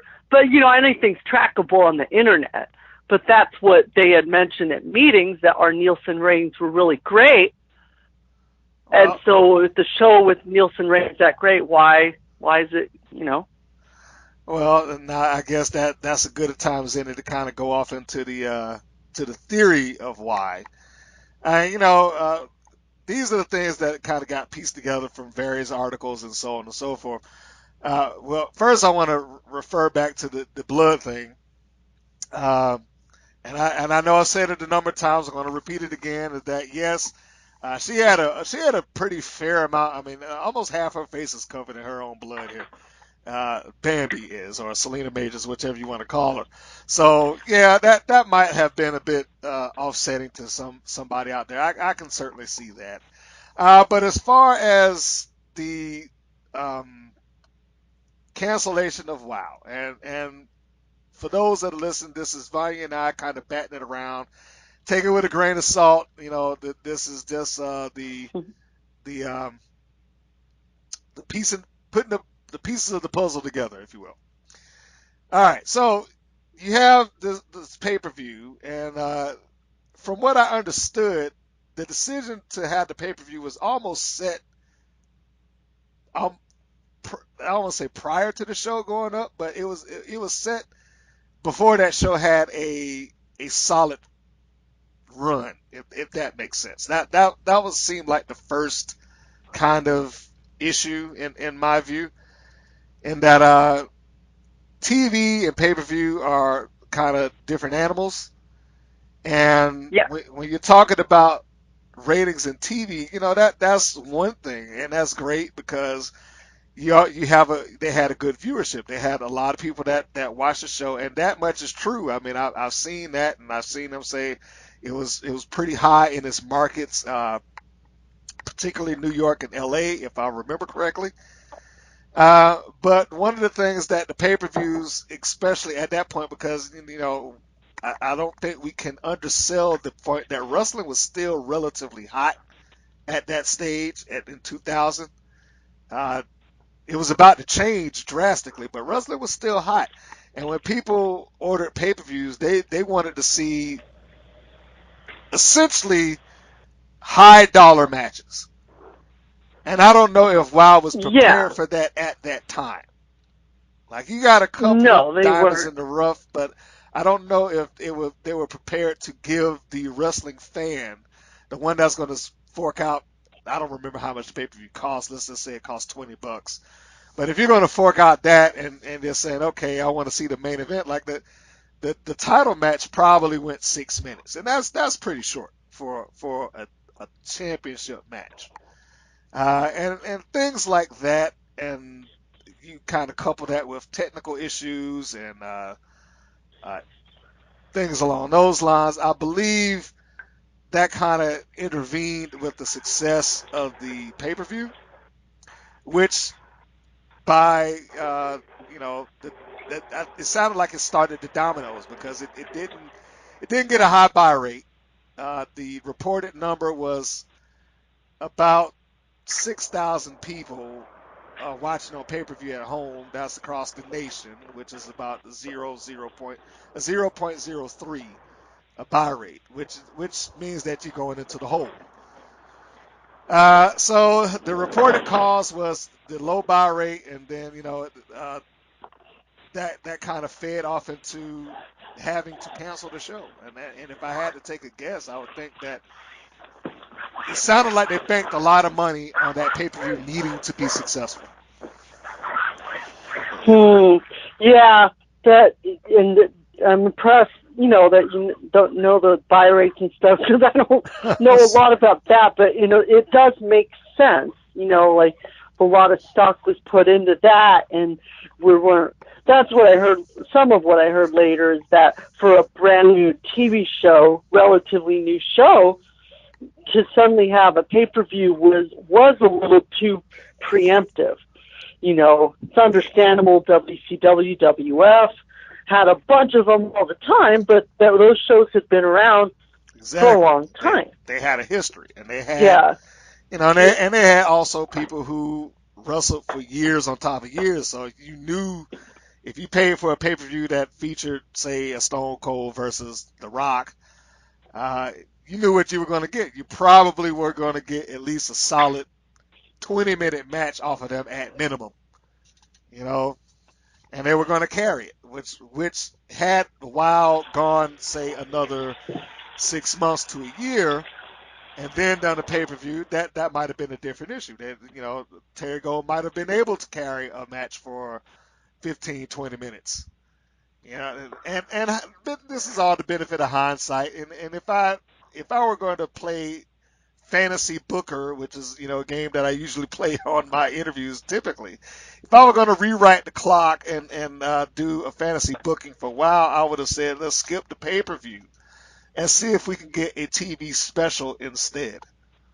Because at least that way you can get people to watch it without having to fork out the $20 or $25 or $30 that it may cost.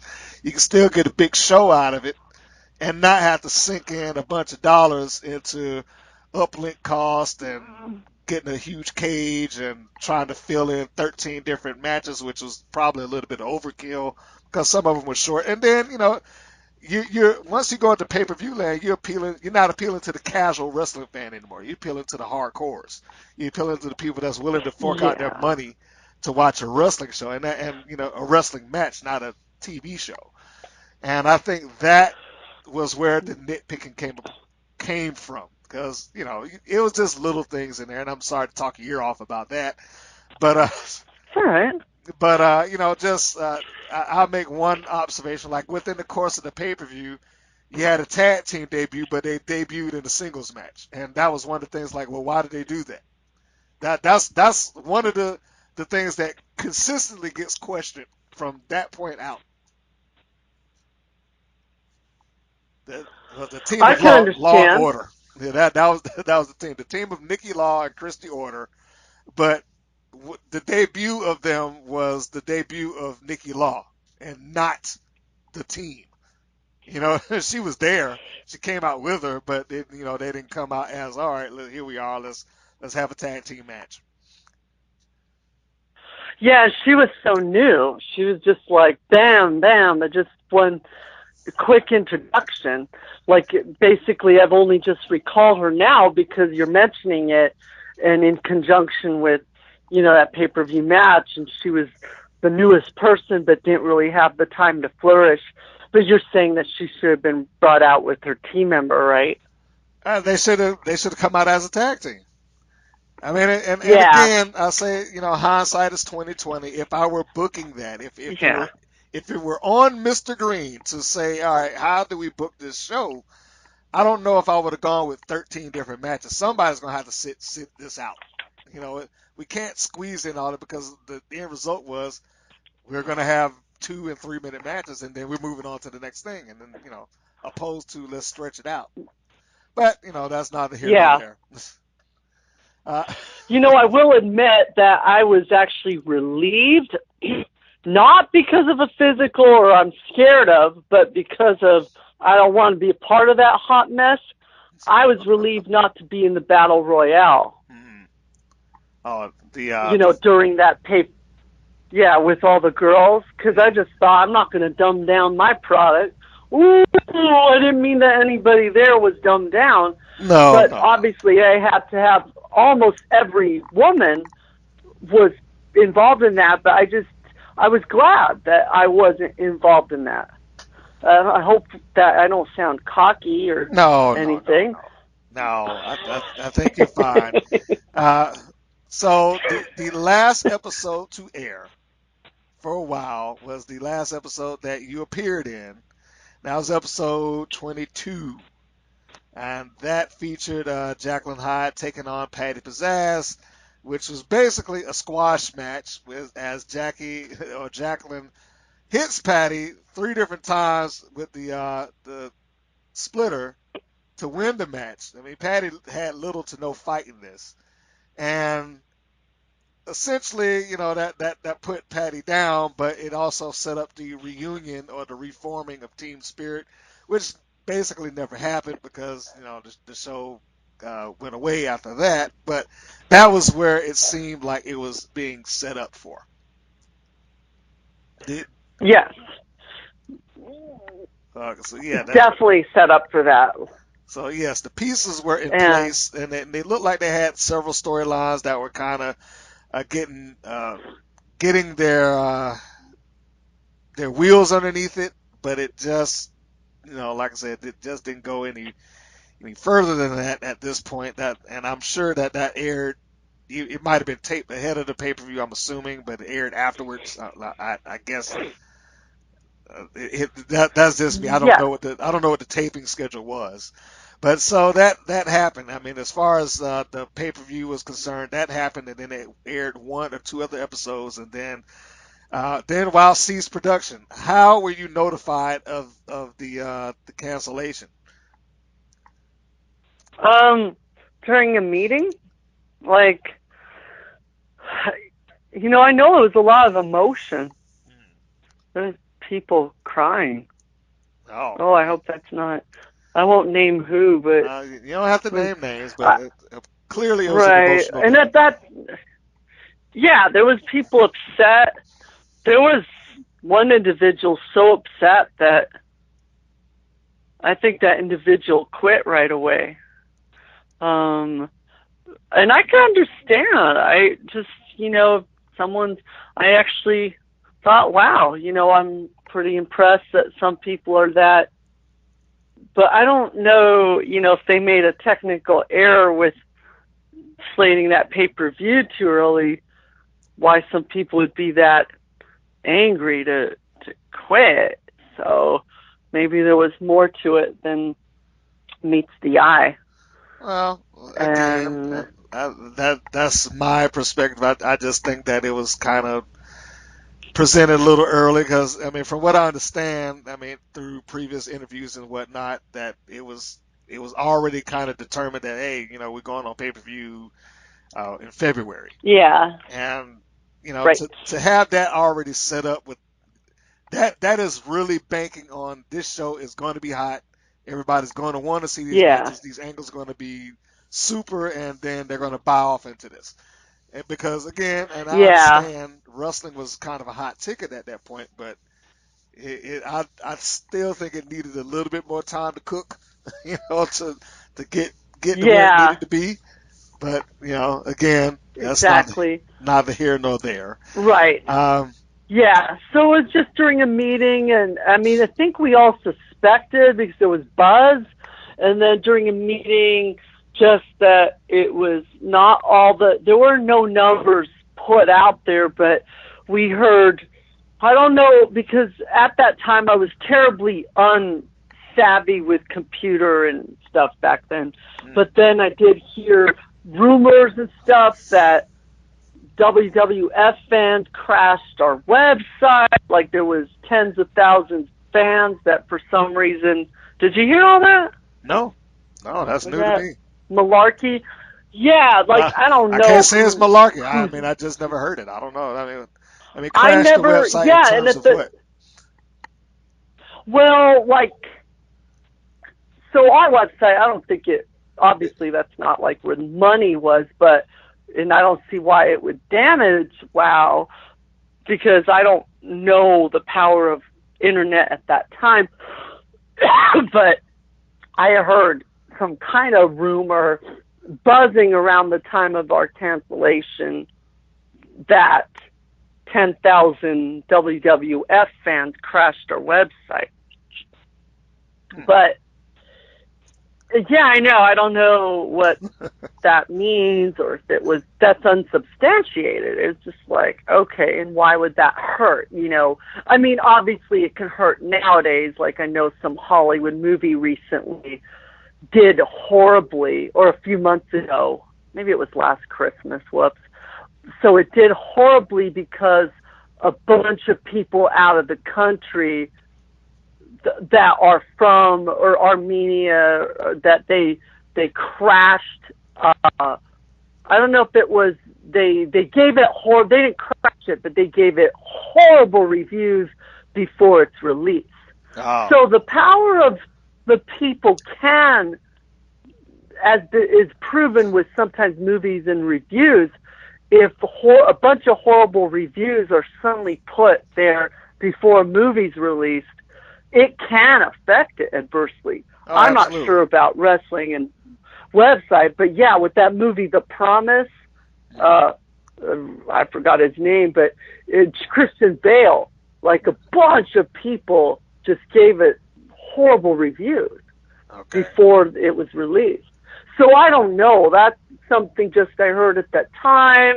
And then during the meeting, they're saying, unfortunately, this and that. And there's a few people crying. There was a few meetings. Like there was one a little after our match got taped. I don't know. Yeah, I think it was after it. And there was, a few people were crying, and I'm at the time so bottled up that I'm thinking, oh, these people are stupid for crying. Maybe I'm really living the Jacklyn Hyde thing. Like, oh my God, they're stupid for crying. I mean, imagine having a sad thought like that, let people cry, for God's sake. But yeah, it was unveiled during a few meetings, not just one. So probably the full scope of it was still coming at us, so to speak. Okay. And it enshrouded in some amount of mystery that, there's probably, unfortunately, a couple other rumors that I really would get, not necessarily wrestling blacklisted here, but maybe not through the soul, but personally blacklisted, that I can't. Maybe if I saw you in person, I could whisper it in your ear. But yeah, I can't do that. It wouldn't be fair. Well, that's so I'm sure you've heard that stuff. Some, but yeah, that's fine. I'm certainly not going to pry and say, give me the news, or anything like that.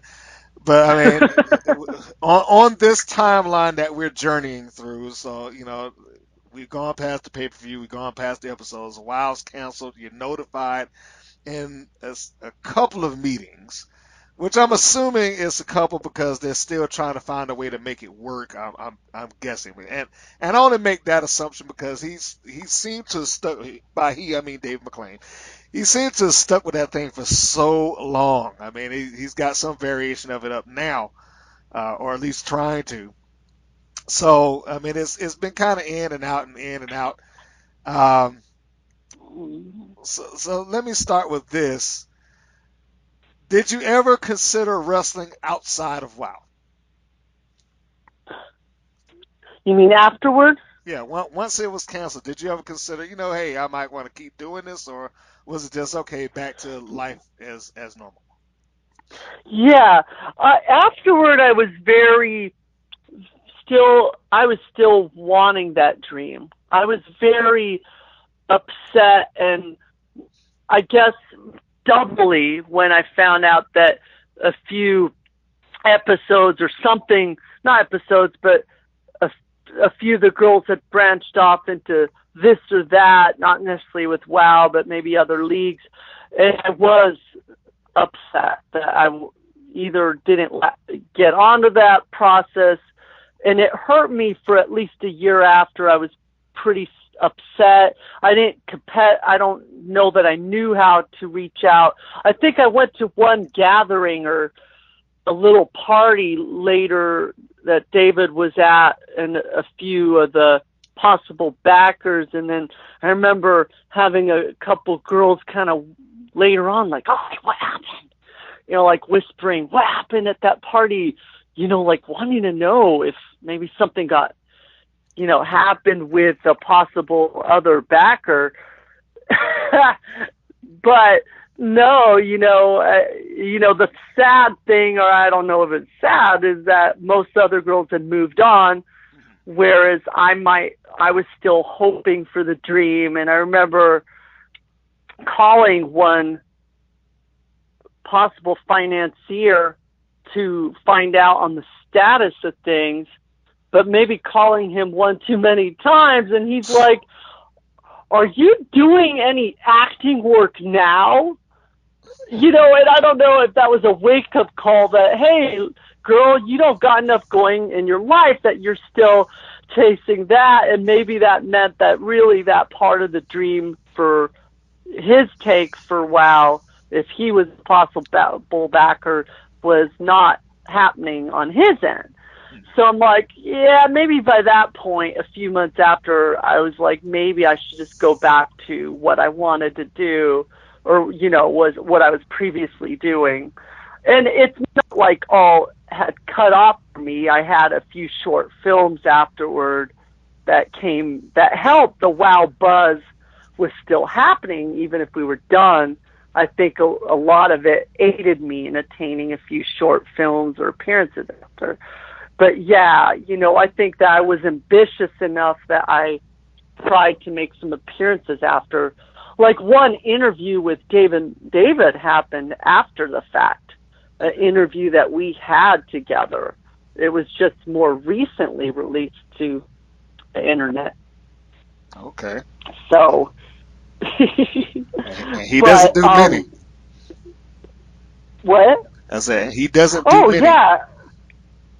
Yeah, and that was, I mean, I hate to say that, I cringe a little at that final interview of me with him, because it's almost, and it was maybe a month after we were done, but I feel like maybe my persona of Hyde had dwindled away, because if you see that interview, and I'll send you the link later if you can't find it, but I don't think my persona it was hard to reach at that point, because I feel like, have you heard the term wooden acting before? I have. Yeah. So I don't think I was living the Jacklyn Hyde that well anymore. Maybe it was subsequently having shown up to a couple of these, maybe parquet, where maybe they trying to get investor interested here or there. I don't know if I should word it like that, but hey, money talks, right? But maybe it was just after, you know, that I realized some of the people were moving on and I wasn't, and I had my daily life to contend with, or, you know, survival. Had to survive myself, and at that point, if we're no longer in the ring, but I cringed at that interview because some of the parts just weren't me anymore. It was short and sweet, but I wasn't fully Jacklyn Hyde anymore, is what I'm saying. Okay. There was just some Vanya struggling for the character, so to speak. No. I got you. It was on the floor. Yeah, it was kind of impromptu and outside, so it wasn't like a sit down with him. We were walking. I think at that time, instead of a nurse or psych, he was my escort during that interview. So. Well, yeah, if you could share that link, I would love to see it. I don't know if that's a public forum for the rest of the listeners to kind of get to, but yeah, if you share that link, then I will share it with those who are listening to this now. But speaking of your life outside of WoW and moving on to short film and stuff like that, you told me that you were currently involved in a project where you are cast as Madam President. That is the title that you're under. Can you tell me about that? You betcha, yeah. Author and writer Joseph DeCross,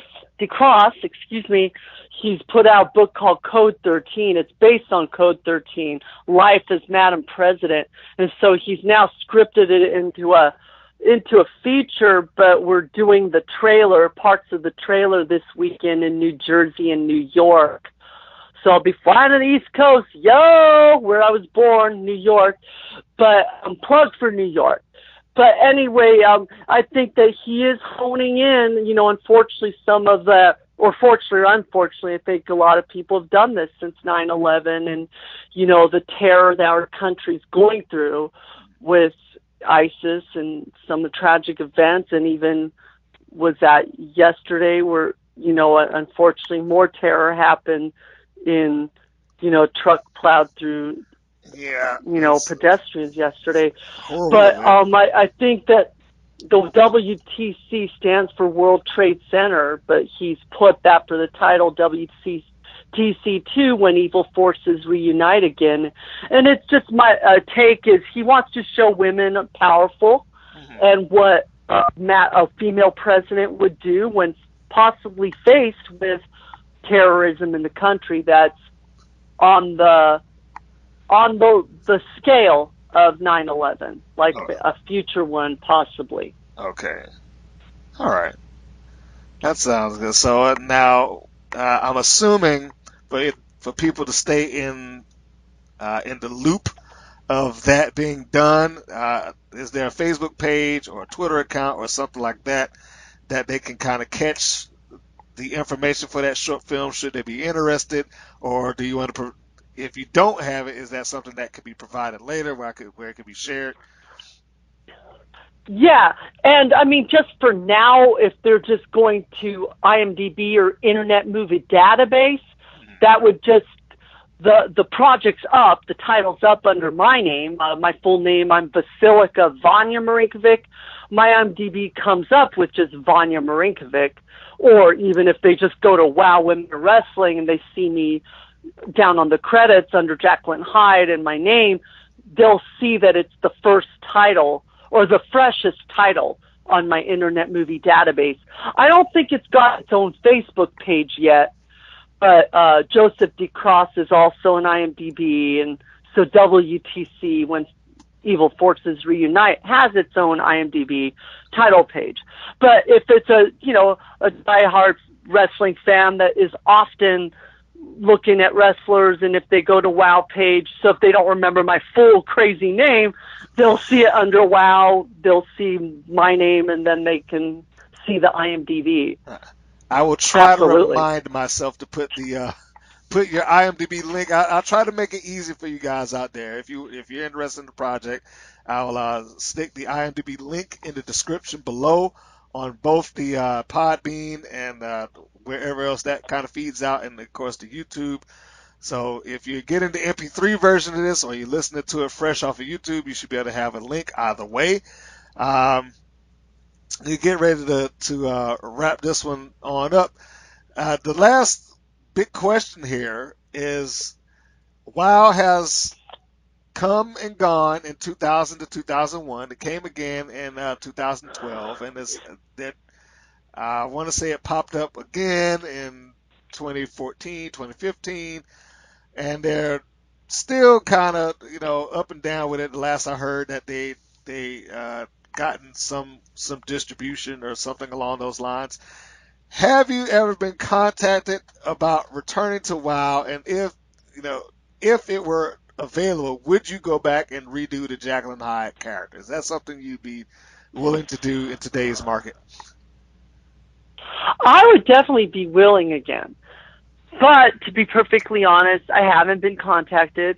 Now, when I'm not, in any way, down on that or anything, because then I look at the reboot as well in 2012. It's only a handful of girls from the original. Yes. You got obviously Caged Heat, who are amazing in their own right. They're amazing. It's a team that keeps going, that can keep going. And they have Lana as well, and then I think Jade and a couple other girls. Jungle Girl. You know, she came but so back. I'm not. Which one? Jungle Girl. Oh, right, of course. So, and there is no real, you know, I'm not upset because, hey, out of 30 some odd girls, you know, they've got to pick maybe the strong cards. And I learned this later, that I was actually slated as an undercard. I'm like, what the hell is an undercard person? At first I was real butthurt, but at the same time, hey, for me, achieving a level of notoriety despite a label of undercard, that ain't so shabby. No. So I'm not, you know, exactly. So, yeah, absolutely. I would love to have another opportunity.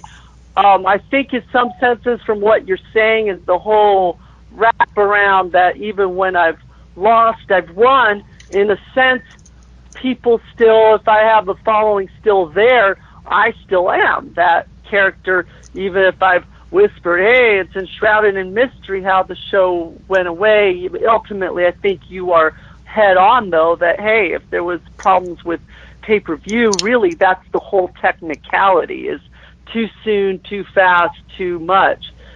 But I would love it, and, you know, but it's, like I said, is not there at the moment. I still feel optimistic in my life. You know, I love my writing. I've got that. And then I've always wanted, and I have played leaders before. So for me to slip into Madam President, I've played the leader of the Pride and the leader of the Free World. It's ongoing. That was my cable access show that I was on the forefront of reality in Los Angeles.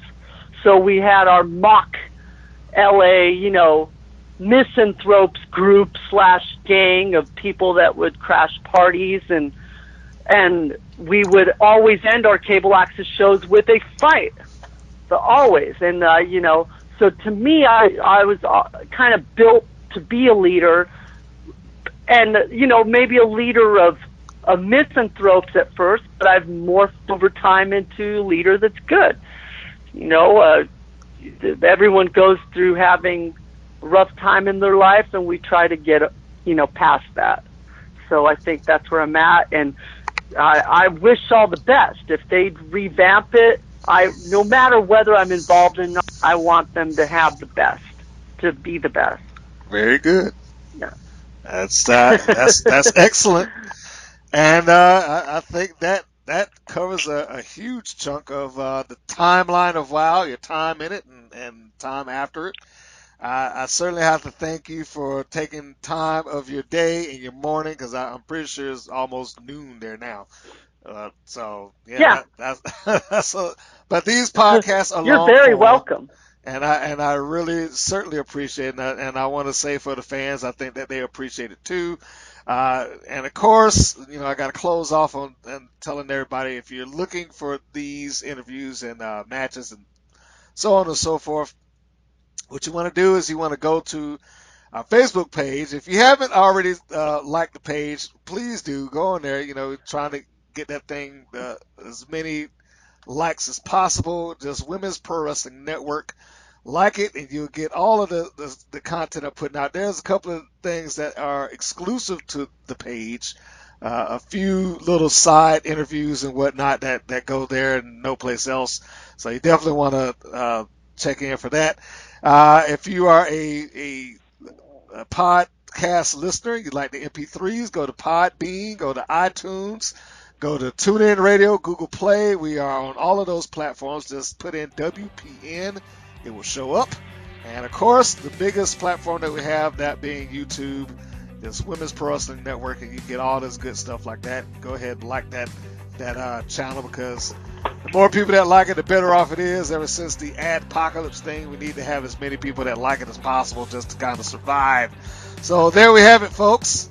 Vanya, thank you very much for your time and presenting me with Jacklyn Hyde and the stories about what went on back in the day and with WoW. You have any closing comments before we polish this up? Yeah. Okay, yeah, I also want to thank you for having me on, Brian. It was a pleasure. I respect what you do. I think you're well informed. I think it's a great thing that you do. And thank you for giving me the opportunity as well. And, yeah, just let the world rock on, and wrestling lives on, apparently, for anyone involved, whether they're doing it now or they're doing other things. So I just want to close it off with a big shout out and a thank you, and that's it. All right. And with that, folks, thank you for tuning in. Make sure you catch the next interview and the next match and the next bit of content that we drop on our various platforms. Make sure you subscribe, like, or follow on wherever social media that we're on. We're on Instagram, Twitter, Facebook, so on and so forth. So, that's a big help if you do that. And I think that will take care of it. So, from me to you and for Vanya, thank you for listening, and so long, everybody. The preceding program was a production of All the Way Live. Be sure and subscribe so you don't miss a single episode. It's free, and it'll keep you updated on any new releases. As always, thank you for your support. VE